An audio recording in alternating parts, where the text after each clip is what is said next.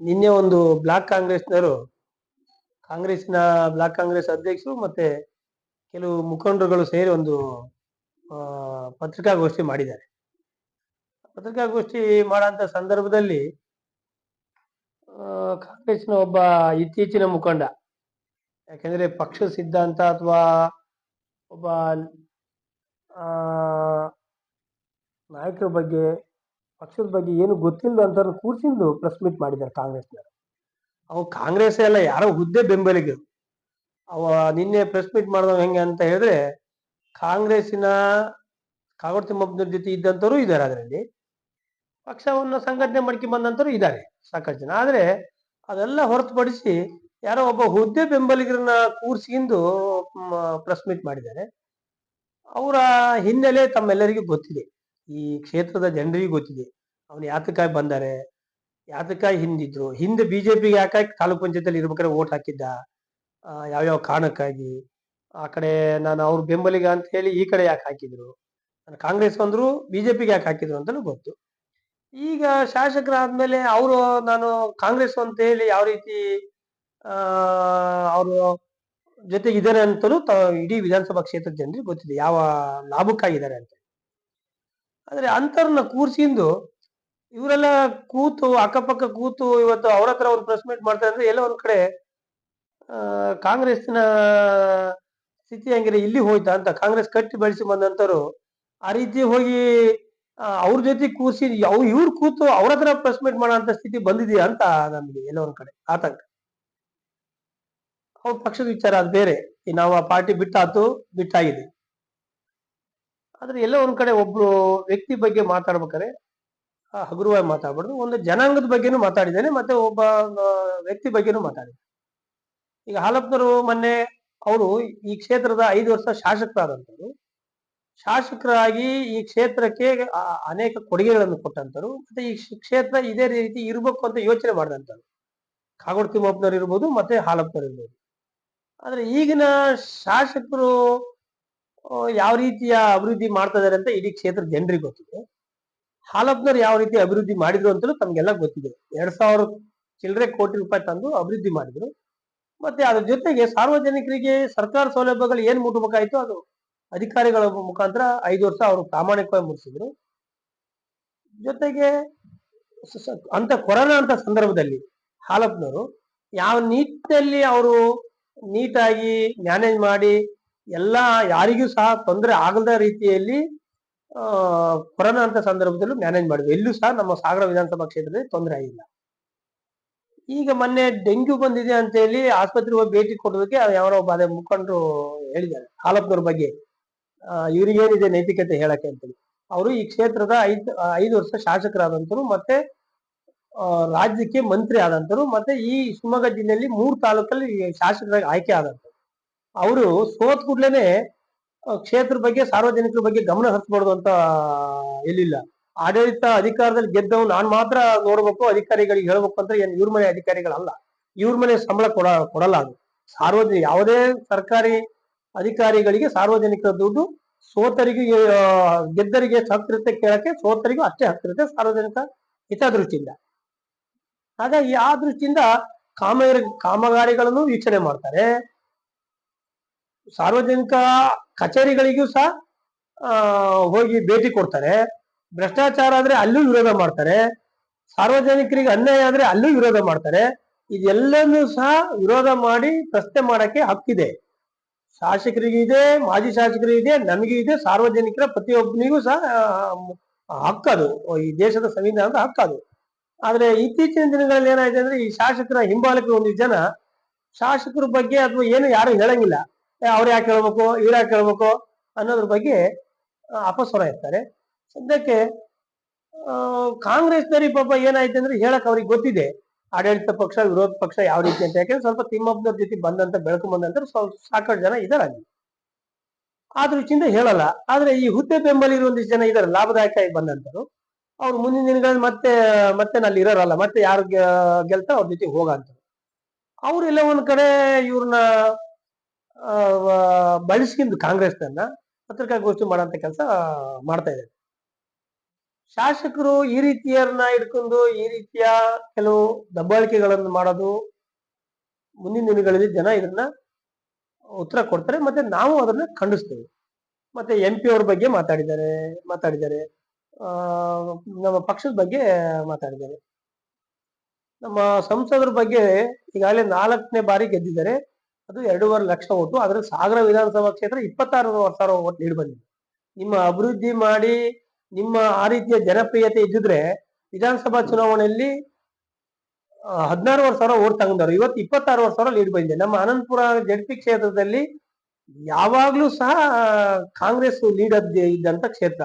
2019ರಲ್ಲಿ 24,000 lead ಬಂದಾಗ್ಲೂ ಇಲ್ಲಿ 3,500 JDS lead ಇತ್ತು. ಅಂತ ಸಂದರ್ಭದಲ್ಲಿ ಇವತ್ತು 2,000 ಲೀಡ್ ಬಂದಿದೆ. 2,000 ಚಿಲ್ಲರೆ. ಎಲ್ಲ ಒಂದ್ ಕಡೆ ನಿಮ್ಮ ಜನರ ಬಗ್ಗೆ ಧೋರಣೆ, ನಿಮ್ಮ ಜನರ ಮೇಲೆ ದಬ್ಬಾಳಿಕೆ, ಶಾಸಕರ ಹಿಂಬಾಲಕರ ಒಂದು ದಬ್ಬಾಳಿಕೆ, ಮತ್ತೆ ಇವರ ಅವ್ಯವಹಾರಗಳು, ಭ್ರಷ್ಟಾಚಾರಗಳು ಇದನ್ನೆಲ್ಲ ನೋಡಿ ಜನ ತಿರಸ್ಕೃತ ಮಾಡಿ ಇವತ್ತು ನಮ್ಮಲ್ಲಿಯೂ ಸಹ 2,000 ಲೀಡ್ ಬಂದಿದೆ. ಅದು ನಮ್ಮ ಪಕ್ಷದ ಒಂದು ಶಕ್ತಿನೂ ಹೌದು. ನಮ್ಮ ಪಕ್ಷದ ಎಲ್ಲ ಮುಖಂಡರುಗಳು ಒಂದು ಸಂಘಟನೆ ಮಾಡಿ ಇವತ್ತು ಲೋಕಸಭಾ ಸದಸ್ಯರಿಗೆ ಅತಿ ಹೆಚ್ಚಿನ ಲೀಡ್ ಕೊಟ್ಟಿದ್ದಾರೆ ಸಾಗರ ವಿಧಾನಸಭಾ ಕ್ಷೇತ್ರದಲ್ಲಿ. ಅವರ ಅಭಿವೃದ್ಧಿನೂ ಕೂಡ ಹೌದು. ಯಾಕಂದ್ರೆ ಮೊನ್ನೆ ಕಾಂಗ್ರೆಸ್ ಅಲ್ಲಿ ಗ್ಯಾರಂಟಿ ಯೋಜನೆ ಇತ್ತು, ಆಮೇಲೆ ಹಲವಾರು ಯೋಜನೆಗಳು ಕೊಟ್ಟು ಸಹ ಹಾಲಿ ಶಾಸಕರು ಇದ್ದು ಸಹ ಇವತ್ತು ಸಾಗರದಲ್ಲಿ 26,000 ಲೀಡ್ ಬಂದಿದೆ ಅಂದ್ರೆ ಇವರೆಲ್ಲ ಒಂದ್ ಕಡೆ ಜನ ಇವ್ರನ್ನ ತಿರಸ್ಕೃತ ಮಾಡಿದ್ದಾರೆ. ಇವತ್ತು ಲೋಕಸಭಾ ಸದಸ್ಯರು 4ನೇ ಬಾರಿ ಗೆಲ್ಬೇಕಾದ್ರೆ 2.5 ಲಕ್ಷ ಓಟಲ್ಲಿ ಅವ್ರ ಅಭಿವೃದ್ಧಿನೇ ಮಾದರಿ ಮತ್ತೆ ಜನಪ್ರಿಯತೆ. ಯಾಕಂದ್ರೆ ಅವರು ಬರೀ ಅಭಿವೃದ್ಧಿ ಜೊತೆಗೆ ಜನರನ್ನು ಸಹ ಎಲ್ಲಾ ಸಮುದಾಯದವರನ್ನು ಸಹ ಅಷ್ಟು ಒಂದು ವಿಶ್ವಾಸದಲ್ಲಿ ಇಟ್ಟಿದ್ದಾರೆ. ಹಾಗೆ ನಮ್ಮ ಪಕ್ಷದ ಜೊತೆಗೆ ಅನ್ಯ ಪಕ್ಷದವರು ಸಹ ನಮ್ಮ ಲೋಕಸಭಾ ಸದಸ್ಯರಿಗೆ ಓಟ್ ಹಾಕಂತ ಮನಸ್ಥಿತಿಯನ್ನ ಅವರು ಸೃಷ್ಟಿ ಮಾಡ್ತಿದ್ದಾರೆ. ಹಾಗೆ ಹಾಕಿದ್ದಾರೆ. ಇವರಿಗೆ ಅಧಿಕಾರ ಸಿಕ್ಕುಟ್ಲೆ ಕಾಗೋಡು ತಿಮ್ಮಪ್ಪನವರಂತರನ್ನ ತಗೊಬಂದು ಕಾಗೋಡು ತಿಮ್ಮಪ್ಪನವ್ರ ಗೆಲ್ಲಕ್ಕೋಸ್ಕರ ಹಗಲು ರಾತ್ರಿ ಒದ್ದಾಟ ಮಾಡಿ ಪಾರ್ಟಿ ಕಟ್ಟಿದ್ದಂತ ಕಾಗೋಡು ತಿಮ್ಮಪ್ಪನನ್ನ ಚುನಾವಣೆಯಲ್ಲಿ ಅವ್ರನ್ನ ಪ್ರಚಾರಕ್ಕೆ ಬಳಸಿದ್ದು. ಆದ್ರೆ ಗೆದ್ದ ತಕ್ಷಣನೇ ಅವ್ರನ್ನ ಯಾವ ರೀತಿಯಲ್ಲಿ ಕಾಣ್ತಾ ಇದ್ದಾರೆ, ಇವಾಗ ಯಾವ ರೀತಿ ಕಾಣ್ತಾ ಇದಾರೆ, ಗೆದ್ದ ತಕ್ಷಣನೇ ಅವ್ರನ್ನ ಯಾವ ರೀತಿ ಕಂಡ್ರು, ಮುಂದಿನ ದಿನಗಳಲ್ಲಿ ಸಹ ಜನ ಇವತ್ತು ಮಾತಾಡ್ತಾ ಇದ್ದಾರೆ ಯಾವ ರೀತಿ. ಆಮೇಲೆ ಅನೇಕ ಜನ ಕಾಂಗ್ರೆಸ್ ಮುಖಂಡರುಗಳನ್ನ ಕಟ್ಟಿ ಬೆಳೆಸಿ ಬಂದಂತರ್ನ ಚುನಾವಣೆಯಲ್ಲಿ ಗೆಲ್ಸಕ್ಕೆ ಹೋರಾಟ ಮಾಡಿದಂತರ್ನ ಯಾವ ರೀತಿಯಲ್ಲಿ ನಡ್ತಿದ್ದಾರೆ, ಅವ್ರ ಪಾಪ ಯಾವ ರೀತಿ ಯಾವ ಸ್ಥಿತಿಯಲ್ಲಿ ಇದ್ದಾರೆ ಅಂತಲೂ ಈ ಕ್ಷೇತ್ರದ ಜನರಿಗೆ ಗೊತ್ತಿದೆ. ಹಾಗಾಗಿ ಅದು ಯಾವುದನ್ನ ನಾವು ಹೇಳೋ ಅವಶ್ಯಕತೆ ಇಲ್ಲ, ಕ್ಷೇತ್ರದ ಜನ ಮಾತಾಡ್ತಾ ಇದ್ದಾರೆ. ಆದ್ರೆ ಇಂಥ ಹುದ್ದೆ ಬೆಂಬಲಿಗರನ್ನ ಎಲ್ಲ ಒಂದ್ ಕಡೆ ಕಾಂಗ್ರೆಸ್ ಪಕ್ಷ ಮತ್ತೆ ಶಾಸಕರು ದೂರ ಇಡದೆ ಹೋದ್ರೆ ಎಲ್ಲ ಒಂದ್ ಕಡೆ ಸಾರ್ವಜನಿಕರಿಗೆ ಇವರಿಂದ ದಬ್ಬಾಳಿಕೆಗಳು ಹೆಚ್ಚಾದಾಗ ಮುಂದಿನ ದಿನಗಳಲ್ಲಿ ಪಾಠ ಕಲಿಸಂತ ಸಂದರ್ಭದಲ್ಲಿ ಜನಾಂಗದ ಬಗ್ಗೆ ಒಬ್ಬ ನಿನ್ನೆ ಮಾತಾಡಿದೆ. ಹಕ್ಕಿಪಿಕ್ಕಿ ಜನಾಂಗ ಅಂದ್ರೆ ಅದು ಒಂದು ಈ ರಾಜ್ಯದಲ್ಲಿ ದೇಶದಲ್ಲಿ ಅತಿ ಹಿಂದುಳಿದ ಒಂದು ಜನಾಂಗ ಅದು. ಆದ್ರೆ ಆ ಜನಾಂಗಕ್ಕೂ ಈ ದೇಶದಲ್ಲಿ ಒಂದು ಹಕ್ಕಿದೆ, ಅವರಿಗೂ ಒಂದು ಮಾನವ ಹಕ್ಕು ಅಂತ ಒಂದಿದೆ. ಆದ್ರೆ ಒಂದು ಜನಾಂಗದ ಬಗ್ಗೆ ಒಂದು ಬೆಟ್ ತೋರಿಸಿ ಮತ್ತೊಬ್ಬರಿಗೆ ಹೇಳೋದಿದೆಯಲ್ಲ, ಅವ್ರ ಮೂರ್ಖತನ. ಅಂದ್ರೆ ಅವ್ರ ಯೋಗ್ಯತೆ ತಿಳಿಸುತ್ತೈತಿ. ನನಗೆ ಹಕ್ಕಿಪಿಕ್ಕಿ ಜನಾಂಗ ಅನುಕೂಲ ನಂಗೆ ನಾನು ಖುಷಿ ಪಡ್ತೀನಿ. ನಾನೊಂದು ಸಣ್ಣ ಜನಾಂಗಕ್ಕೆ ನಾನು ಹೋಲ್ಸಿನಕ್ಕೆ ಅವ್ರ ಜೊತೆಗೆ ಇರಕ್ಕೆ ನನಗೆ ಸಂತೋಷನೇ. ಆದ್ರೆ ಇವ್ರ ಮನಸ್ಥಿತಿ ಹಕ್ಕಿಪಿಕ್ಕಿ ಜನಾಂಗಕ್ಕೆ ಹೋಲ್ಸೋ ಮನಸ್ಥಿತಿ ಇದೆಯಲ್ಲ, ಈ ಧೋರಣೆ ಇದೆಯಲ್ಲ, ಇವರು ಮುಂದಿನ ದಿನಗಳಲ್ಲಿ ಎಲ್ಲಾ ಸಮುದಾಯದವರನ್ನು ಇವ್ರಿಗೆ ಅಧಿಕಾರ ಕೊಟ್ರೆ ಅಥವಾ ಇವರ ನಾಯಕರಿಗೆ ಅಧಿಕಾರ ಇರೋದ್ರಿಂದ ಇಂಥವ್ರನ್ನ ಹಿಂಬಾಲಕರನ್ನ ಹಿಡ್ಕೊಂಡ್ರೆ ಯಾವ ರೀತಿಯಲ್ಲಿ ಈ ತರ ಧೋರಣೆ ಈ ಶೋಷಿತರಿಗೆ ಯಾವ ರೀತಿ ನ್ಯಾಯ ಸಿಗ್ತೈತೆ ಅಂತೇಳಿ ಇವರ ಸ್ಟೇಟ್ಮೆಂಟ್ ಅಲ್ಲಿ ಗೊತ್ತಾಗುತ್ತೆ, ಇವರ ಮನಸ್ಥಿತಿಯಲ್ಲಿ ಗೊತ್ತಾಗುತ್ತೆ. ಇದನ್ನ ಮುಂದಿನ ದಿನಗಳಲ್ಲಿ ಆ ರೀತಿಯ ಜನಾಂಗದವ್ರು ಇವ್ರಿಗೆ ಏನ್ ಪಾಠ ಕಲಿಸ್ಬೇಕು ಅದನ್ನ ಕಲಿಸ್ತಾರೆ. ಬಾಬಾ ಸಾಹೇಬ್ ಅಂಬೇಡ್ಕರ್ ಅವ್ರು ಏನು ಸಂವಿಧಾನ ಬರೆದ್ರು, ಈ ದಲಿತ ಸಮುದಾಯಕ್ಕೆ ಏನೊಂದು ಕಾನೂನು ಮಾಡಿದ್ರು, ಆ ಸಂವಿಧಾನಕ್ಕೆ ಇವರು ಅಪಪ್ರಚಾರ ಮಾಡ್ದಂಗೆ, ಅವಮಾನ ಮಾಡ್ದಂಗೆ. ಇದಕ್ಕೆ ಕಾಂಗ್ರೆಸ್ನವರಿಗೆ ಏನೋ ನೈತಿಕತೆ ಇದ್ರೆ ಅವನ್ನ ತಕ್ಷಣವೇ ಕಾಂಗ್ರೆಸ್ನಿಂದ ಅಮಾನತು ಮಾಡ್ಬೇಕು, ಅವನು ಉಚ್ಚಾಟನೆ ಮಾಡ್ಬೇಕು, ಅವನ ಮೇಲೆ ಕಾನೂನು ರೀತಿಯಲ್ಲಿ ಕ್ರಮ ತಗೊಳ್ಳಕ್ಕೂ ಸಹ ಕಾಂಗ್ರೆಸ್ನವರು. ಆದ್ರೆ ಇವ್ರೇನಾರು ಅಂಬೇಡ್ಕರ್ಗೆ ಕೊಡೋ ಅಂತ ಗೌರವ ಕಾಂಗ್ರೆಸ್ನವರು. ಅಂಬೇಡ್ಕರ್ ಬಗ್ಗೆ ಗೌರವ ಇಲ್ಲ ಅಂದ್ರೆ ಅವ್ರನ್ನ ಇದೇ ರೀತಿಯಲ್ಲಿ ಅವರ ಹಿಂಬಾಲಕರಾಗಿ ಇಟ್ಕೊಂಡ್ಬಿಟ್ರೆ ಈ ನಿನ್ನೆ ಈ ಹಕ್ಕಿಪಿಕ್ಕಿ ಜನಾಂಗದ ಬಗ್ಗೆ ಹೇಳಿದಕ್ಕಾಗಿ ಕಾಂಗ್ರೆಸ್ನವರಿಗೆ ಅಂಬೇಡ್ಕರ್ಗೆ ನೈತಿಕತೆ ಅಂಬೇಡ್ಕರ್ ಬಗ್ಗೆ ಮಾತಾಡಕ್ ನೈತಿಕತೆ ಇದ್ರೆ ಕಾಂಗ್ರೆಸ್ನವರಿಗೆ ಅವನು ಮೊದಲು ಕಾಂಗ್ರೆಸ್ನ ಉಚ್ಚಾಟನೆ ಮಾಡಬೇಕು. DCC ಬ್ಯಾಂಕಿನ ಚುನಾವಣೆನ ಸಹಕಾರ ಸಂಘದಿಂದ ಇದ್ದಂತ ರಾಜಕಾರಣಕ್ಕೆ ಸಾಕಷ್ಟು ಜನ ಬಂದಿದ್ದಾರೆ. ಸಹಕಾರ ಸಂಘದಲ್ಲಿ ರಾಜಕಾರಣದಿಂದ ಸಹಕಾರ ಸಂಘಕ್ಕೆ ಯಾರು ಬಂದಿಲ್ಲ. ಮೊನ್ನೆ ಸಾಗರದಲ್ಲಿ ಏನ್ ನಡೀತು ಅಂದ್ರೆ, ಇವ್ರು ಸಹಕಾರ ಸಂಘದಲ್ಲಿ ಏನೋ ಲಾಭ ಇದೆ, ಅಲ್ಲಿ ನಾನು ಹೋಗ್ಬೇಕು ಅಂತ ಹೇಳಿ ಶಾಸಕರು ಎಂಟ್ರಿ ಕೊಟ್ಟಾಗ ಈ ವಿಧಾನಸಭಾ ಕ್ಷೇತ್ರದ ಬುದ್ಧಿವಂತರುಗಳು, ಸಹಕಾರ ಸಂಘಗಳನ್ನ ಕಟ್ಟಿ ಬೆಳೆಸಿ ಬಂದಂತರು, ನಮ್ಮ ಪಕ್ಷದ ಅನೇಕ ಮುಖಂಡರುಗಳು, ಸಹಕಾರ ಭಾರತೀಯರು ಎಲ್ಲ ಚರ್ಚೆ ಮಾಡಿದಾಗ ಎಲ್ಲ ಒಂದ್ ಕಡೆ ಸಹಕಾರ ಸಂಘಗಳು ಈ ತಾಲೂಕಲ್ಲಿ ಸದೃಢವಾಗಿದ್ದಾವೆ. ಪಾಪ ಅನೇಕ 20-30 ವರ್ಷದಿಂದ ಕಟ್ಟಿ ಬೆಳೆಸಿ ಬಂದಂತರಿದ್ದಾರೆ. ಆದ್ರೆ ರಾಜಕಾರಣಿಗಳು ಇಲ್ಲಿ ಬಂದು ಎಂಟ್ರಿ ಆದ್ರೆ ಮುಂದಿನ ಸ್ಥಿತಿ ಹಾಗೆ. ನಾವು ಎಲ್ಲ ಒಂದ್ ಕಡೆ ಸಹಕಾರ ಸಂಘ ಮತ್ತೆ DCC ಬ್ಯಾಂಕ್ಗಳು ಒಂದು ಹೊಂದಾಣಿಕೆ ಮೇಲೆ ಒಂದು ಅಭಿವೃದ್ಧಿ ಮಾಡಿಕೊಂಡು ರೈತರಿಗೆ ಸಾಲ ಕೊಟ್ಟು ಆ ವಿಶ್ವಾಸದಲ್ಲಿ ಸಾಲ ಮರುಪಾವತಿ ಮಾಡಿಸಿ ಏನೋ ಒಂದು ಅಂಡರ್ಸ್ಟ್ಯಾಂಡ್ ನಡ್ಕೊಂಡು ಹೋಗ್ತಾ ಇದೆ 0% ಅಲ್ಲಿ. ಆದ್ರೆ ಇವತ್ತು ಒಬ್ಬ ರಾಜಕಾರಣಿಗಳು ಶಾಸಕರು ಇದಕ್ಕೆ ಎಂಟ್ರಿ ಆದ್ರೆ ಆ ಮುಂದಿನ ದಿನಗಳಲ್ಲಿ ಸಹಕಾರ ಸಂಘಗಳ ಕಟ್ಟಿ ಬೆಳೆಸೋದು ಹೇಗೆ ಅನ್ನೋದ್ರ ಬಗ್ಗೆ ಒಂದು ಚಿಂತನೆ ನಡೀತು. ಆ ಚಿಂತನೆ ನಡೆದಾಗ ಅವ್ರ ವಿರುದ್ಧ ಸ್ಪರ್ಧೆ ಮಾಡಕ್ ಯಾರಿಗೂ ಸಹ ಇವರ ದಬ್ಬಾಳಿಕೆಯಿಂದ ಯಾರನ್ನು ಮುಂದ್ ಬರಕ್ಕೆ ಬಿಟ್ಟಿಲ್ಲ. ಯಾಕಂದ್ರೆ ಅನೇಕ ಜನ 25 ವರ್ಷಗಳಿಂದ ಸಹಕಾರ ಸಂಘ ಕಟ್ಟಿ ಬೆಳೆಸಿ ಬಂದಂತ ಇದ್ರು ಅನುಭವ. ಅವರೆಲ್ಲರೂ ಸಹ ನಿಲ್ಲಕ್ಕೋಸ್ಕರ ಹೊರಟ್ರೆ ಇವ್ರು ಯಾರು ಸಹ ಶಾಸಕರು ಹೋಗಿ ಅವರ ಹಿಂಬಾಲಕರು ಬಂದು ಮನೆಗೆ ಹೋಗಿ ಅವ್ರನ್ನೆಲ್ಲ ಹೇಳಿ ದಬ್ಬಾಳಿಕೆ ಮಾಡಿ ಅವ್ರು ಕರ್ಕೊಂಡ್ ಬಂದ್ರು. ಯಾರನ್ನೂ ಅಪ್ಲಿಕೇಶನ್ ಹಾಕದಂತ ಸ್ಥಿತಿಗೆ ನಿರ್ಮಾಣ ಮಾಡಿದ್ರು. ಅಂತ ಸಂದರ್ಭದಲ್ಲಿ ನಾವೇನ್ ಮಾಡಿದ್ವಿ ಅಂದ್ರೆ ಸಹಕಾರ ಸಂಘದ ಹಿತದೃಷ್ಟಿಯಿಂದ ನಾನು ಅರ್ಜಿ ಹಾಕಿದ್ದೆ. ನಮ್ಮ ಪಕ್ಷದವರ ಹಿರಿಯ ನಾಯಕರು, ಸಂಸದರು, ಮಾಜಿ ಸಚಿವರು, ಹಾಲಪ್ಪರು ಮತ್ತೆ ಅನೇಕ ಸಹಕಾರ ಭಾರತೀಯರ ಗಮನಕ್ಕೆ ತಂದು ಮತ್ತೆ ಇತರ ಪಕ್ಷದವ್ರನ್ನು ಸಹ ನಾನು ಸಹಕಾರ ಸಂಘದಲ್ಲಿ ಇದ್ದಂತಂದ ಒಂದು ಚರ್ಚೆ ಮಾಡಿದಾಗ ಸಹಕಾರ ಸಂಘದ ಹಿತದೃಷ್ಟಿಯಿಂದ ನೀವು ಅರ್ಜಿ ಹಾಕಿದ್ರೆ ಒಳ್ಳೇದು ಅನ್ನಕ್ಕೆ.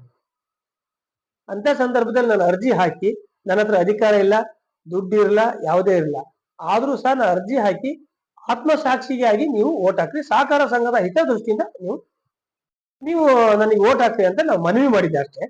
ಆದ್ರೆ ಆ ಮನವಿ ಹಿತದೃಷ್ಟಿಯಿಂದ ಇವತ್ತು ಅವರು ಅಧಿಕಾರದ ದಬ್ಬಾಳಿಕೆಯಿಂದ ಹಿಂಬಾಲಕರ ದಬ್ಬಾಳಿಕೆಯಿಂದ ಅವ್ರನ್ನ 26 ಜನನ 2-3 ದಿವಸ ಮುಂಚೆ ಕರ್ಕೋದ್ರು, ರೆಸಾರ್ಟ್ ಅಲ್ಲಿ ಹಿಡ್ಕೊಂಡ್ರು, ಎಲ್ಲಾ ಮಾಡಿದ್ರು. ಆದ್ರೆ ಅಂತ ಸಂದರ್ಭದಲ್ಲೂ ನನಗೆ 14 ಓಟ್ ಬಂದು, ಅವ್ರಿಗೆ 15 ಓಟ್ ಬಂದ್ರು, ಅವ್ರದ್ದು ಬಿಟ್ಟು 14 ಓಟ್ ಆದ್ರು. ಹಾಗಾಗಿ ಎಲ್ಲ ಒಂದ್ ಕಡೆ ಜನ ಯೋಚನೆ ಮಾಡಿ ನೀವು ಈ ಕ್ಷೇತ್ರಕ್ಕೆ ಲಾಯಕಲ್ಲ ಅಂತೇಳಿ ಅವರಿಗೆ ಒಂದು ಮೆಸೇಜ್ ಕೊಟ್ಟಿದ್ದಾರೆ. ಆ ಮೆಸೇಜ್ ಕೊಟ್ಟಂತ ಸಂದರ್ಭದಲ್ಲಿ ಅದು ಅವ್ರಿಗೆ ಅಷ್ಟು ಓಟ್ ಬೀಳ್ತಿರಲ್ಲ. ಪ್ರತಿಯೊಬ್ಬರಿಗೂ ಅನುಮಾನ ಆಗಿ ಪ್ರತಿಯೊಬ್ಬರಿಗೂ ಗುರ್ತ ಕೊಟ್ರು. ನೀನು ಒಂದು ಚಿಹ್ನೆ ಮೇಲೆ ಗುದ್ದ ಮೇಲೆ ಮತ್ತೊಂದು ಪಕ್ಕಕ್ಕೆ ಒಂದು ಸೀಲ್ ಗುದ್ಬೇಕು, ಮತ್ತೊಬ್ಬರಿಗೆ ಮತ್ತೊಂದು 2 ಸೀಲ್ ಗುದ್ಬೇಕು, ಮತ್ತೊಬ್ಬರಿಗೆ 3 ಸೀಲ್ ಗುದ್ಬೇಕು ಅಂತ ಈ ರೀತಿಯ ದಬ್ಬಾಳಿಕೆ ಮಾಡಿ ನೀವು ಓಟ್ ತಗೊಂಡಿದ್ ಬಿಟ್ರೆ ನಿಮ್ಮ ನೈತಿಕ ಗೆಲುವು ಅಲ್ಲ ಅದು. ಆಯ್ತಾ? ನಂದು ಬೇಕಾದ್ರೆ ನಾ ಹೇಳ್ತೀನಿ, ನಮ್ದು ನೈತಿಕ ಗೆಲುವೇ ಅದು. ಯಾಕಂದ್ರೆ ಸಹಕಾರ ಸಂಘದ ಹಿತದೃಷ್ಟಿಯಿಂದ, ಸಾರ್ವಜನಿಕರ ಹಿತದೃಷ್ಟಿಯಿಂದ ಸಂಘ ಕಟ್ಟಿ ಬೆಳೆಸಿ ಬಂದಂತ ನಾವು ಇರ್ಬೇಕು ಅಂತೇಳಿ ಅವ್ರು ಅಷ್ಟೆಲ್ಲ ಪ್ರಯತ್ನ ಪಟ್ಟು ಅವ್ರಿಗೆ ಗುರ್ತ ಕೊಟ್ಟು ಬೆದರಿಕೆ ಹಾಕಿದ್ರು. ನನಗೆ 14 ಓಟ್ ಹಾಕಿದ್ದಾರೆ, ಅವ್ರಿಗೆ ಒಂದೇ ಹೋಟೆಲ್ ಗೆದ್ದಿದ್ದಾರೆ. ಹಾಗಾಗಿ ಈ ಕಾರಣಕ್ಕೋಸ್ಕರ ನಾನು ನೀವು ನೈತಿಕ ಹೊಣೆ ಹೊತ್ತು ರಾಜೀನಾಮೆ ಕೊಡ್ಬೇಕು ಅಂತ. ಈ ಅಕ್ರಮವಾಗಿ 3 ಓಟ್ ತಗೊಂಡಾರಲ್ಲ, ಈ 3 ಓಟ್ ಹೆಂಗೆ ಅಂದ್ರೆ ಅವ್ರಿಗೆ ಅವ್ರ ಮೇಲೆ ಹಾಕಕ್ ಇಷ್ಟ ಇಲ್ಲದೆ ಹೋದ್ರು ಸಹ ಅವರಿಗೆ ದಬ್ಬಾಳಿಕೆ ಮಾಡಿ 3 ಓಟ್ ಹಾಕ್ಸಿದ್ದಾರೆ ಗುರ್ತ ಕೊಟ್ಟು. ಆ ದೃಷ್ಟಿಯಿಂದ ಅವರು ಅಲ್ಲ, ಅವ್ರೇನಾದ್ರು ನನಗೆ ನೈತಿಕವಾಗಿ ಹಂಗೆ ಚುನಾವಣೆಗೆ ಅಪ್ಲಿಕೇಶನ್ ಹಾಕಿ ಬೆಳಿಗ್ಗೆ ಬಂದು ನಿಂತಿದ್ರೆ ಅವರಿಗೆ 3 ಓಟು, 3ರಿಂದ 4 ಓಟು. ಇವತ್ತು ರಾಜೀನಾಮೆ ಕೊಟ್ಟು ಅಪ್ಲಿಕೇಶನ್ ಹಾಕಿ ನಾವು ಅವರು ಚುನಾವಣೆಗೆ ಎಲ್ಲೂ ಹೋಗದೆ ಇದ್ದು ಮತದಾರರಿಗೆ ಬಿಟ್ರೆ ಅವ್ರಿಗೆ 2ರಿಂದ 3 ಓಟ್ ಬರೋದು. ಹಾಗಾಗಿ ಈ ಸ್ಥಿತಿ ಆಗಿದೆ. ಈ ಸಾಗರ ವಿಧಾನಸಭಾ ಕ್ಷೇತ್ರದಲ್ಲಿ ಬೇರೆ ಬೇರೆ ದೃಷ್ಟಿಯಲ್ಲಿ ಯಾವುದು ಆಸ್ಪತ್ರೆಗಳಿರ್ಬೋದು, ಅಭಿವೃದ್ಧಿಗಳಿರ್ಬೋದು, ಅನೇಕ ದೃಷ್ಟಿಯಿಂದನೂ ಸಹ ಹಿನ್ನಡೆ ಆಗಿದೆ. ಅದಕ್ಕೆ ನಮ್ಮ ಪಕ್ಷದ ಮುಖಂಡರುಗಳು ಮುಂದಿನ ದಿನಗಳಲ್ಲಿ ಹೋರಾಟ ಮಾಡ್ತಾರೆ. ಮತ್ತೆ ಸಂಸದರಿದ್ದಾರೆ, ನಮ್ಮ MLCಗಳು ಗೆದ್ದಿದ್ದಾರೆ, ಮತ್ತೆ ಮಾಜಿ ಸಚಿವರು ಹಾಲಪ್ಪನವರು ಸಹ ಇದ್ದಾರೆ. ಮುಂದಿನ ದಿನಗಳಲ್ಲಿ ನಾವು ಅಭಿವೃದ್ಧಿ ಮಾಡೋಕ್ಕೂ ಸಹ ಚಿಂತನೆ ಮಾಡ್ತೀವಿ. ಯಾಕಂದ್ರೆ ಶಾಸಕರು ಗೆದ್ದರೆ ಅಭಿವೃದ್ಧಿ ಮಾಡ್ತಾರೆ ಅಂತ ಬಿಟ್ರೆ ಅನ್ಯಾಯ ಆಗೋದು ನಮ್ಮ ಸಾಗರ ವಿಧಾನಸಭಾ ಕ್ಷೇತ್ರಕ್ಕೆ. ಹಾಗಾಗಿ ನಾವು ಲೋಕಸಭಾ ಸದಸ್ಯರು ಮತ್ತೆ MLC ಅವರಿಂದ ಈ ಸಾಗರ ವಿಧಾನಸಭಾ ಕ್ಷೇತ್ರಕ್ಕೆ ಏನ್ ಬೇಕು ಅಭಿವೃದ್ಧಿಗೆ ನಾವು ಚಿಂತನೆ ಮಾಡಿ ಅಭಿವೃದ್ಧಿ ಪಡಿಸಕ್ಕೆ ಹೇಳ್ತೇವೆ. ಜೊತೆಗೆ ಈ ಸಾಗರದಲ್ಲಿ ಒಂದು ಯೋಜನಾ ಪ್ರಾಧಿಕಾರ ತಂದಿದ್ರು ಹಾಲಪ್ಪನವರು. ಯಾಕಾಯ್ತು ತಂದಿದ್ರು ಅಂದ್ರೆ ಶಿವಮೊಗ್ಗಕ್ಕೆ ಹೋಗ್ಬೇಕಾಯ್ತು ಎಲ್ಲ. ಈ ರೂರಲ್ ಅಲ್ಲಿ ಪಾಪ ಇವಾಗೆಲ್ಲ ಏನು ಅಂದ್ರೆ ಈಗ ಬ್ಯಾಂಕಿನ ಸಾಲಗಳು ಯಾವುದೇ ಬೇಕು ಅಂದ್ರೆ ಅಲ್ನೇಷನ್ ಕೇಳ್ತಾರೆ, ಅಲ್ನೇಷನ್ ಆಗಿ ಇರೋಂತ ನಿವೇಶನ ಬೇಕು ಅಂತಾರೆ. ಆ ಕಾರಣಕ್ಕೋಸ್ಕರ ಹಾಲಪ್ಪನವ್ರು ಏನ್ ಮಾಡಿದ್ರು ಅಂದ್ರೆ ಇಲ್ಲೇ ನಮ್ಮ ಸ್ಥಳೀಯವಾಗಿ ಅನುಕೂಲ ಆಗ್ಲಿ ಅಂತೇಳಿ, ಯಾಕಂದ್ರೆ 2 ಗುಂಟೆ 5 ಗುಂಟೆ 10 ಗುಂಟೆ ಅಲ್ನೇಷನ್ ಮಾಡೋ ಅಂತವರಿಗೆ ರೈತರಿಗೆ ಅನುಕೂಲ ಆಗ್ಲಿ ಅಂತೇಳಿ ಆ ಯೋಜನಾ ಪ್ರಾಧಿಕಾರನ ಸಾಗರಕ್ಕೆ ತಂದ್ರು. ತಂದಂತ ಸಂದರ್ಭದಲ್ಲಿ ಅಲ್ಲಿ ಸಾಗರ ನಗರದಲ್ಲೇ ಇದ್ದಂತರ್ನ ಒಂದಿಷ್ಟು ಜನ ಸದಸ್ಯಗಳು ಮಾಡಿದ್ರು. ಆಮೇಲೆ ಒಬ್ಬ ಹಿರಿಯ ಪ್ರಾಮಾಣಿಕ ವ್ಯಕ್ತಿನ ಅದಕ್ಕೆ ಅಧ್ಯಕ್ಷರು ಮಾಡಿ ಕೂರಿಸಿದ್ದಾರೆ, ನಾಗರಾಜ್ ಪೈ ಅನ್ನ. ಆದ್ರೆ ಇವತ್ತಿನ ಶಾಸಕರು ಅದಕ್ಕೆ ಅಧ್ಯಕ್ಷರು ಶಾಸಕರೇ, ಆದ್ರೆ ಅದಕ್ಕೆ ಸದಸ್ಯರುಗಳನ್ನ ಮಾಡಿದಂತವ್ರನ್ನೆಲ್ಲರೂ ಯಾರಪ್ಪ ಅಂದ್ರೆ ಅವರ ಹುದ್ದೆ ಬೆಂಬಲಿಗರು ಯಾರು ಇದಾರಲ್ಲ, ಅವರಿಗೆ ಸಾಗರ ನಗರ ಟೌನ್ ನಲ್ಲಿ ಬೇಕಾದಷ್ಟು ಜನ ಪಾಪ ಪಾರ್ಟಿಗಾಗಿ ದುಡ್ದಂತರು ಇದ್ರು, ಪ್ರಾಮಾಣಿಕರು ಇದ್ರು. ಅದೆಲ್ಲರನ್ನು ಹೊರತುಪಡಿಸಿ ಅದೇ ನಿನ್ನೆ ಯಾರೋ ಒಬ್ಬ ಪ್ರೆಸ್ ಮೀಟ್ ಮಾಡಿದ್ರಲ್ಲ, ಅವ್ರನ್ನ ಅವರಿಗೆ ಸಂಬಂಧನೇ ಇಲ್ಲ ಸಾಗರ ನಗರ, ಯಾವ್ದೋ ರೂರಲ್ ಅಲ್ಲಿ ಇದ್ದವ್ರು ತಗೊಂಡ್ಬಂದು ಆ ಪ್ರಾಧಿಕಾರಕ್ಕೆ ಸದಸ್ಯನಾಗಿ ನೇಮಕ ಮಾಡಿದ್ದಾರೆ. ಯಾಕೆ ನೇಮಕ ಮಾಡ್ಕಿದ್ದಾರೆ ಅಂದ್ರೆ ಎಲ್ಲ ಈಗ ವಸೂಲಿ ಬೇಕಲ್ಲ. ಈಗ ವಸೂಲಿಗೆ ಈಗ ಸರ್ಕಾರಿ ನೌಕರುಗಳ ಹತ್ರ ವಸೂಲಿ ಆಯ್ತು, ಕಂಟ್ರಾಕ್ಟ್ಗಳ ಹತ್ರ ಎಲ್ಲ ಆಯ್ತು, ಈಗ ಇಲ್ಲಿ ವಸೂಲಿ ಬೇಕಲ್ಲ. ಯಾಕಂದ್ರೆ ನನಗೆ ತಿಳಿದ ಪ್ರಕಾರ ಆ ಗಣಪತಿ ಕೆರೆ ಕೆಳಗಡೆ ಮಾವಿನ ಕೊಪ್ಪಲು ಯಾವ್ದೋ ಒಂದು ಇದೆ, ಸೋವಿನ ಮಾವಿನ ಕೊಪ್ಪಲ ಯಾವ್ದೋ ಒಂದು ಚಂದ್ರ ಮಾವಿನ ಕೊಪ್ಪಲು, ಅದು ಹಾಲಪ್ನವ್ರು ಅವಾಗ ಅದು ಸಾಗರ ಟೌನಿ ಬೇಕು, ಅವರಿಗೆ ಒಂದು ಪರಿಹಾರ ಕೊಟ್ಟು ಆ ಜಮೀನು ಸರ್ಕಾರ ಸ್ವಾಧೀನ ತಗೊಳ್ಳೋಣ ಅಂತ ಅದನ್ನ ತಡೆ ಹಿಡಿದು ನಿಲ್ಸಿದ್ರು. ಯಾಕಂದ್ರೆ ಸಾಗರ ಬೆಳೀತಾ ಇದೆ, ಇದು ಬೇಕಾಗತ್ತೆ ಅಂತ ಹೇಳಿ. ಆದ್ರೆ ಇವತ್ತು ಅದನ್ನೆಲ್ಲ ಒಂದ್ ಕಡೆ ಹುನ್ನಾರ ಮಾಡಿ ಅದರಲ್ಲಿ ಏನೋ ಒಂದ್ ಕಡೆ ಇವ್ರೊಂದಿಷ್ಟು ಅದರಲ್ಲಿ ಲಾಭದಾಯಕ ತಗೊಳ್ಬೇಕು ಅನ್ನೋದು ಒಂದ್ ಕಡೆ ಆದ್ರೆ, ಇನ್ನೊಂದ್ ಕಡೆ ಪಾಪ ಸುಮಾರು 300-400 ಫೈಲ್ಗಳಿದಾವೆ ಅನ್ವೇಷಣೆ ಆಗಕ್ಕೆ. ಅದ್ರಲ್ಲಿ ಸುಮಾರು ಒಂದು 200-300 ಈ ಸಣ್ಣ ರೈತರು ವಾಣಿಜ್ಯಕ್ಕೆ ಹಾಕ್ತಂತವ್ರು ಸ್ವಂತ ಉದ್ಯಮಿ ಮಾಡಕ್ಕಾಗಿ ಮತ್ತೆ ಮನೆ ಕಟ್ಟಕ್ಕೆ ಅಂತ ಮಾಡ್ಕೊಂಡಂತವು ಫೈಲ್ಗಳಿದಾವೆ. ಜೊತೆಗೆ ಒಂದಿಷ್ಟು ಲೇಔಟ್ಗಳು ಇರ್ಬೋದು. ಆದ್ರೆ ಆ ಲೇಔಟ್ಗಳು ಏನದಾವೆ ಅಂದ್ರೆ ಇವರೆಲ್ಲ ಏನೋ ಅಡಿಗೆ ಇಂತಿಷ್ಟು ಅಂತ ಏನೋ ಫಿಕ್ಸ್ ಮಾಡಿದ್ದಾರೆ ಅಂತ ನಮಗೆ ಮಾಹಿತಿ ಇದೆ. ಇದಕ್ಕೆ ಎಲ್ಲ ನಮಗೆ ಸಾಕಷ್ಟು ಜನ ಹೇಳಿದ್ದಾರೆ. ಆದ್ರೆ ಸಾಗರಕ್ಕೆ ಇಂಥ ಸ್ಥಿತಿ ಬಂತು. ಎಲ್ಲೋ ಒಂದ್ ಕಡೆ ಕಾಗೋಡು ತಿಮ್ಮಪ್ಪನವ್ರು ಇರ್ಬೋದು, ಹಾಲಪ್ಪನವ್ರು ಇರ್ಬೋದು, ಸಾರ್ವಜನಿಕ ಹಿತದೃಷ್ಟಿಯಿಂದ ಸಾಕಷ್ಟು ಕಚೇರಿಗಳನ್ನ ಇಲ್ಲಿ ತಂದ್ರೆ, ಕೆಲವೊಂದಿಷ್ಟು ಜನ ಇಂಥವ್ರು ಗೆದ್ರೆ ಇದನ್ನ ಅವರ ವೈಯಕ್ತಿಕ ಲಾಭಕ್ಕೋಸ್ಕರ ಅದನ್ನ ದುರುಪಯೋಗ ಪಡಿಸಿರೋದು ಎಷ್ಟು ಮಟ್ಟಿಗೆ ಸರಿ ಅನಿಸ್ತೈತಿ. ಮತ್ತೆ ಈ ನಗರ ಪ್ರಾಧಿಕಾರಕ್ಕಂತೂ ಆ ಸದಸ್ಯರು ಮಾಡಿರೋದಂತೂ ಅದಕ್ಕೆ ಇವರಿಗೆ ಸಂಬಂಧನೇ ಇಲ್ಲ, ಅದು ಟೌನ್ ಮಾಡ್ಬೇಕಾಯ್ತು. ಆದ್ರೆ ಎಲ್ಲ ಒಂದ್ ಕಡೆ ಶಾಸಕರಿಗೆ ಬೇರೆದಾದ್ರೆ ಅನುಕೂಲ ಆಗಲ್ಲ ಅನ್ನೋ ಒಂದೇ ಕಾರಣಕ್ಕಾಗಿ ಇವರ ಅನುಕೂಲಕ್ಕೆ ತಕ್ಕಂತೆ ಅವ್ರನ್ನ ಸದಸ್ಯರು ಮಾಡಿದ್ದಾರೆ. ಆದ್ರೆ ಮುಂದಿನ ದಿನಗಳಲ್ಲಿ ನಮಗೆ ಕಾನೂನಲ್ಲಿ ಅವಕಾಶ ಇದೆಯೋ ಇಲ್ಲೋ ಕೇಳ್ತು, ಅದು ಇದೆಯೋ ಬಿಡೋದು ಆಮೇಲಿನ ಸೆಕೆಂಡ್. ಆದ್ರೆ ಅದು ನಿಜವಾಗ್ಲೂ ಪ್ರಾಮಾಣಿಕತೆ ಅಂತ ಇದ್ರೆ ಅದನ್ನ ನಗರದ ಟೌನರ್ನೇ ಹಾಕ್ಬೇಕಾಯ್ತು. ಮತ್ತೆ ಬೇರೆ ಒಬ್ರನ್ನ ಪ್ರಾಮಾಣಿಕತೆ ಮತ್ತೆ ಅನುಭವಸ್ಥರನ್ನ ಅಲ್ಲಿ ಆ ಪ್ರಾಧಿಕಾರಕ್ಕೆ ಅಧ್ಯಕ್ಷರು ಮಾಡ್ಬೇಕಾಯ್ತು. ಎಲ್ಲ ಒಂದ್ ಕಡೆ ಈಗಿನ ಶಾಸಕರು ಹೊರಟು ನೋಡ್ರೆ DCC ಬ್ಯಾಂಕ್ ಡೈರೆಕ್ಟರ್ ನಾನೇ ಆಗ್ಬೇಕು, ಬಗರ್ಕುಮ್ಮಿ ಅಧ್ಯಕ್ಷರು ನಾನೇ ಆಗ್ಬೇಕು, ಯೋಜನಾ ಪ್ರಾಧಿಕಾರದ ಅಧ್ಯಕ್ಷರು ನಾನೇ ಆಗ್ಬೇಕು, ಈಗ ಒಂದು ಯಾವ್ದೋ ನಿಗಮ ಮಂಡಳಿ ಅಧ್ಯಕ್ಷರು ಕೊಟ್ಟಿದ್ದಾರೆ. ಇನ್ನು ಮುಂದಿನ ದಿನಗಳಲ್ಲಿ ನಗರಸಭೆ ಅಧ್ಯಕ್ಷರು, ಗ್ರಾಮ ಪಂಚಾಯತಿ ಅಧ್ಯಕ್ಷರು, ಜಿಲ್ಲಾ ಪಂಚಾಯತಿ ಆಗ್ಬಿಟ್ರೆ ಕ್ಲಿಯರ್ ಅಲ್ಲಿಗೆ ಒಂದೇ. ಅದನ್ನ ನನ್ನ ಮುಂದಿನ ದಿನಗಳಲ್ಲಿ ವಿಧಾನಸಭೆಯಲ್ಲಿ ಅದನ್ನು ಸಬ್ಜೆಕ್ಟ್ ಮಾಡಿ ಇಲ್ಲ ಇದೆಲ್ಲದಕ್ಕೂ ನಿಲ್ಲಕ್ಕೊಂದು ಅವಕಾಶ ಮಾಡ್ಕೊಡ್ಬೇಕು ಅಂತ ಕೇಳಿದ್ರು ಇದ್ರಲ್ಲಿ ಆಶ್ಚರ್ಯ ಇಲ್ಲ. ಆದ್ರೆ ಇಲ್ಲಿ ವಿಧಾನಸಭಾ ಕ್ಷೇತ್ರದ ಬಗ್ಗೆ ಇಂಥ ಮಳೆ ಬಂದಿದೆ, ಡೆಂಗ್ಯೂ ಬಂದಿದೆ, ಈಗ ಏನ್ ನಾವು ಯೋಚನೆ ಮಾಡ್ಬೇಕು, ಚಿಂತನೆ ಏನ್ ಮಾಡ್ಬೇಕು, ಸರ್ಕಾರ ಗಮನಕ್ಕೆ ಕೊಡ್ಬೇಕು ಅಂತ ಹೇಳಿ ಅದಲ್ಲದೆ ಅಧಿವೇಶನ ನಡೀತಾ ಇದೆ, ಎಲ್ಲ ಫಾರಿನ್ ಟೂರಲ್ಲಿ ಇದ್ದಾರೆ. ಹಾಗಾಗಿ ಇಂತಹ ಶಾಸಕರನ್ನ ಯಾವ್ಯಾವ ಕಾರಣಗಳಿಗೋಸ್ಕರ ಮತದಾರರು ಒಂದ್ಸರಿ ನಿರ್ಧಾರ ಮಾಡ್ಬಿಡ್ತಾರೆ, ಆ ನಂತರ ಯೋಚನೆ ಮಾಡ್ತಾರೆ. ಹಾಗಾಗಿ ಇವತ್ತು ಕ್ಷೇತ್ರ ಇಂಥ ಶಾಸಕರನ್ನ ಆಯ್ಕೆ ಮಾಡೋದಕ್ಕೆ ಇವತ್ತು ಬಡವ ಇದೆ. ಇವತ್ತು ಜನ ನಾವು ಚಿಂತನೆ ಮಾಡೋಂಥ ಸ್ಥಿತಿ ಬಂದಿದೆ. ಇಂಥ ಸಂದರ್ಭದಲ್ಲಿ ನಮ್ಮ ಮಾಜಿ ಸಚಿವರು ಹಾಲಪ್ಪನವರು ಕ್ಷೇತ್ರ ವ್ಯಾಪ್ತಿ ಓಡಾಡಬೇಕಾಗತ್ತೆ, ಅಭಿವೃದ್ಧಿ ಬಗ್ಗೆ ಯೋಚನೆ ಮಾಡ್ಬೇಕಾಗತ್ತೆ, ಅಧಿಕಾರಿಗಳ ಗಮನಕ್ಕೆ ತರಬೇಕಾಗತ್ತೆ. ಆ ದೃಷ್ಟಿಯಿಂದ ಅವ್ರಿಗೆ ಅಧಿಕಾರಿಗಳಿಗೆ ಮಾಹಿತಿ ಕೊಡ್ತಾರೆ. ಆದ್ರೆ ಮಾಜಿ ಶಾಸಕರಾದ್ರೆ ಓಡಾಡ್ಲೇಬಾರ್ದು ಅಂತ ಹೇಳಕ್ಕೆ ಇವ್ರಿಗೆ ಯಾವುದೇ ರೀತಿಯಲ್ಲಿ ಹಕ್ಕಿಲ್ಲ ಅಂತ ಈ ಮೂಲಕ ಹೇಳ್ತೀವಿ. ಮುಂದಿನ ದಿನಗಳಲ್ಲಿ ಅವ್ರ ಬಗ್ಗೆ, ನಮ್ಮ ಪಕ್ಷದ ಸಂಸದರ ಬಗ್ಗೆ ಅಥವಾ ಹಾಲಪ್ಪನವ್ರ ಬಗ್ಗೆ ಏನಾದ್ರು ಹಗುರವಾಗಿ ಮಾತಾಡಿದ್ರೆ ಮುಂದಿನ ದಿನಗಳಲ್ಲಿ ಅವ್ರ ಬಗ್ಗೆ ನಾವು ಉಗ್ರವಾದ ಪ್ರತಿಭಟನೆ ಮಾಡ್ಬೇಕಾಗುತ್ತೆ. ಇನ್ನೊಂದು, ಈ ಹಕ್ಕಿಪಿಕ್ಕಿ ಜನಾಂಗದ ಬಗ್ಗೆ ಮತ್ತೊಮ್ಮೆ ನಾನು ಅವರಿಗೆ ಯಾಕೆ ರಿಪೀಟ್ ಹೇಳ್ತೀನಿ ಅಂದ್ರೆ, ಒಂದು ಜನಾಂಗದ ಬಗ್ಗೆ ಮಾತಾಡ್ಬೇಕಾದ್ರೆ ಯೋಚನೆ ಮಾಡ್ಬೇಕು. ಯಾಕಂದ್ರೆ ಇವರು ಬೆಳೆ ಬಂದಿರೋ ಸಂಸ್ಕೃತಿ ಯಾವ ರೀತಿ ಇದೆ ಅಂತ ಯೋಚನೆ ಮಾಡ್ಬೇಕು. ಆದ್ರೆ ಹಕ್ಕಿಪಿಕ್ಕಿ ಜನಾಂಗದಲ್ಲಿ ನಂಗೆ ಸಾಕಷ್ಟು ಜನ ಫೋನ್ ಮಾಡಿದ್ರು, ಯಾರ ನಿಮ್ ಸಾಗರದಲ್ಲಿ ಯಾರ ಹಿಂಗೆ ಮಾಡಿದರೆ ನಾವು ಅವ್ರ ಮೇಲೆ ಕೇಸ್ ಹಾಕ್ಬೇಕು ಅಂತ. ನಿಮಗೆ ಬಿಟ್ಟಂತ ವಿಚಾರ, ತಾವು ಬೇಕಾದ್ರೆ ಏನ್ ಬೇಕಾದ್ರೂ ಮಾಡ್ಬೋದು. ಯಾಕಂದ್ರೆ ಒಂದು ಜನಾಂಗ ನಿಂದನೆ ಮಾಡೋ ಅಂತದ್ದು ದೊಡ್ಡ ತಪ್ಪು. ಇದು ನಾವೇ ನಿಂದನೆ ಮಾಡಿದ್ರೆ ಇನ್ನು ಸಾರ್ವಜನಿಕರು ಏನು ಯಾವ ರೀತಿ ಮಾಡ್ತಾರೆ? ಯಾಕಂದ್ರೆ ನಾವು ಒಬ್ಬ ತುಳಿತಕ್ಕೊಳಗಾದಂತವ, ಹಿಂದುಳಿದ ವರ್ಗದವನ್ನ ದಲಿತರನ್ನ ನಾವು ಮೇಲೆತ್ತಕ್ಕೆ ಅವರಿಗೆ ಆದಷ್ಟು ಸರ್ಕಾರ ಸೌಲಭ್ಯ ಕೊಟ್ಟು ಅವ್ರಿಗೆ ಯಾವುದೇ ರೀತಿಯಲ್ಲಿ ಮನಸ್ಸಿ ನೋವಾಗದ ರೀತಿಯಲ್ಲಿ ನಾವು ಅವ್ರು ಮಾಡಿ ಅವ್ರ ಮೇಲ್ತರಕ್ಕೆ ನೋಡ್ಬೇಕು ಬಿಟ್ರೆ ಇವ್ರು ಯಾವುದೋ ಇವರ ಸ್ವಂತ ಹಿತಾಸಕ್ತಿಗೋಸ್ಕರ ಒಂದ್ ಜನಗಳ ನಿಂದನೆ ಮಾಡೋದು ಎಷ್ಟು ಮಟ್ಟಿಗೆ ಅದನ್ನ ನಾನು ಬಲವಾಗಿ ಖಂಡಿಸ್ತೀನಿ. ನಮ್ಮ ಪಕ್ಷನ